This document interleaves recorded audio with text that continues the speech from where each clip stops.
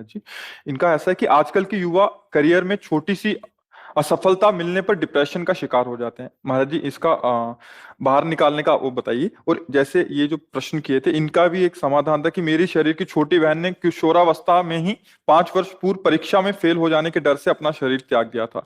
हाँ, घर में ज्ञान और देखो। सत्संग का हाँ, अभाव था। हाँ, दोनों के प्रति हाँ, तो हमारा हमारा कई बार इस विषय पर निवेदन रहता है कि बच्चों को आध्यात्मिक शिक्षा दे और माता पिता मित्रवत व्यवहार करें। इस विषय में माता पिता का बहुत बड़ा योगदान होता है।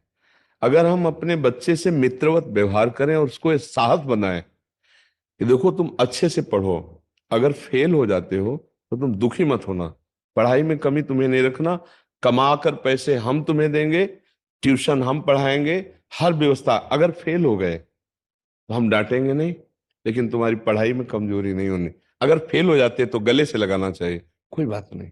लेकिन समस्या ये होती है कि आजकल फीस इतनी पड़ती है कि माता पिता की कमाई अधिकतर बच्चों की पढ़ाई में जब जाती है, उनकी पोशाक, उनकी और जब फेल हो जाते हैं तो उनको एक बहुत बड़ी अंदर से जलन सी होती है। और उसमें बोलते हैं कि कितना पैसा खर्चा किया तुम्हारे लिए, लेकिन तू फेल हो गया ना। अच्छा, उनके मित्रगण जो पास हो गए हैं वो उनका तो कई तरह से छोटा सा भी विवेक है, छोटी सी बुद्धि है, वो निर्णय नहीं कर पाती। उस समय माता पिता का सहयोग बहुत जरूरी है। ऐसे बच्चों को बहुत दुलार कर, तू चिंता मत करना, अगली बार तुझे और हम ट्यूशन लगाएंगे और अच्छे से पढ़ाएंगे, तू फेल हो गया कोई बात नहीं, ऐसा दुलार करना चाहिए। या जैसे वो परीक्षा देने जा रहे हैं, पास ही होना चाहिए, मतलब उनको इतना दबाव डाल दिया दिमाग में। अब उनको अगर ये आभास भी हो गया कि मैं सही पेपर नहीं दे पाया तो फेल हो तो फिर वो जो ये बताए ना, वो करने के लिए उनको और कोई रास्ता नजर नहीं आता। स्कूल जाएंगे तो बच्चे उपहास करेंगे, घर आएंगे तो माता पिता डांटेंगे मारेंगे, इससे एक ही उपाय है। अच्छा, वो इसके परिणाम को तो जानते हैं नहीं बच्चे। मुझे लगता है कि इसमें माता पिता का बहुत बड़ा योगदान होना चाहिए। बच्चों के जीवन के उत्थान और पतन में माता पिता का बहुत योगदान होता है। अब जैसे किसान आदमी है, अब वो गेहूं बेचकर फीस देता है, अब बच्चा फेल हो गया तो उसके लिए तो बहुत बड़ी हानि का विषय हो गया ना। अब उसको सिंचाई भी देनी पड़ती, खाद भी देनी पड़ती, उसी से भोजन भी होना है, उसी से पोशाक भी बननी, उसी से बेटी का ब्याह, उसी से पढ़ाई करनी। अब ऐसे लोग जब टार्चर करते हैं ना बच्चे को, देखो ना पड़ोसी का लड़का पास, अब वो लड़का क्या सोचेगा और उसका दिमाग क्या सोचेगा कि अब मैं कैसे जीऊं। तो उसको ना, छोटे छोटे बच्चे, उनका निर्णय, छोटे छोटे क्या जो डिग्रियां कर रहे हैं, वो आए थे ना कोटा से, वो प्रश्न। परसों एक एक भाई और उसका दूसरा भाई, दोनों भाई आए। जी। वो कह रहे हैं कि एक आईएएस की तैयारी कर रहा है।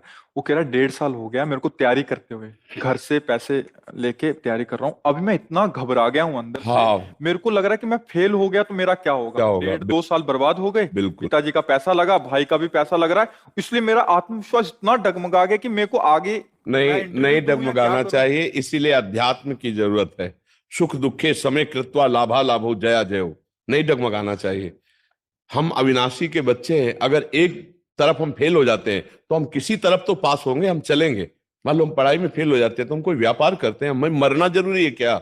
मर के कोई 5 स्टार होटल है कि वो हम जाकर सुरक्षित व्यवस्थित हो जाएंगे? अरे भूत योनि मिलेगी, हमें दुर्गति होगी। मानव योनि में तो हम अपना सुधार कर सकते हैं, मरना कोई हल नहीं समस्या का। वो कह रहे थे पिताजी से इतना डर लग रहा है कि हाँ, यही हमको माता पिता से प्रार्थना, इसीलिए हमने बच्चा शब्द ना बोल के माता पिता को बोला है कि उस समय माता पिता को बहुत ही सावधान रहना चाहिए। बच्चा खोने से अच्छा है कि उस बच्चे के जीवन को संभाल ले, नहीं तो पक्का ये छोटे छोटे। अच्छा, दूसरी बात यह है कि आजकल नवीन बच्चों में ब्रह्मचर्य हानि की बहुतायत हो गई है।